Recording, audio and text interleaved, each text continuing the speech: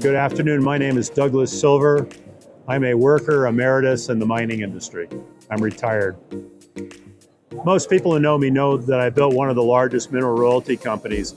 And after I retired the second time, I realized that the founders of all of the major mineral royalty companies in the world are now retired, but they were still alive. So I wanted to write a book where I captured their stories, because we currently have over 30 public royalty companies. And whether you're a prospector learning how to create a royalty, or a mining company selling one, or an investor, I thought it would be really good to hear their stories about how they created wealth for their investors. The book is very unique because nobody has ever written about the modern mineral royalty industry, even though we're one of the largest financing sources for mining companies. The industry went from 1986, where it had a market cap collectively of 42 million, to now where it's roughly an $80 billion industry. Somebody needed to capture all of this, and part of the book was to provide anybody remotely interested in mineral royalties sort of a background on how the business has evolved, and more importantly, where it's going and how we're adapting. In 2002, I saw that the Chinese super cycle was getting ready to kick in.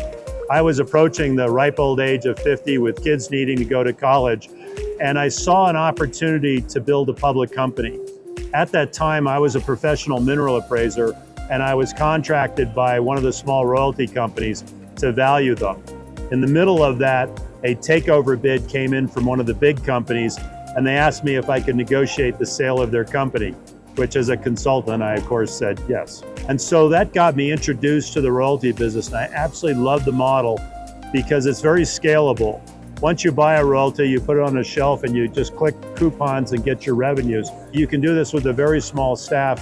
And in my case, I like doing the deals and the work. So I was able to actually run a company, do the deals, and then create value for our investors. The purpose of the book was to explain how the mineral royalty business has evolved over the last 40 years. And I was really fortunate that I got each of the founders of the major companies to write their stories. If you read this book, what you're going to find is you're going to hear their voice.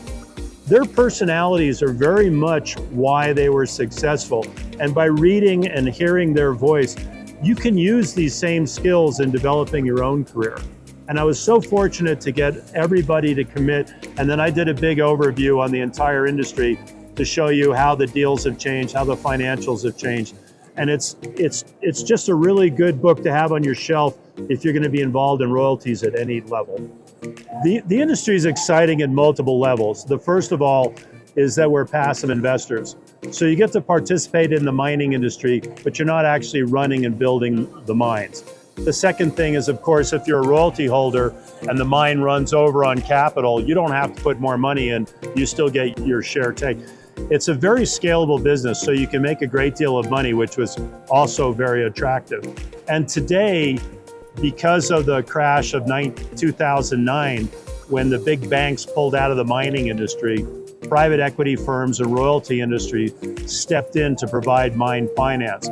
So you get to be right at the cutting edge of the new mines and the future of metal production and all the good things that go with it. And it's very, very exciting playing at that level.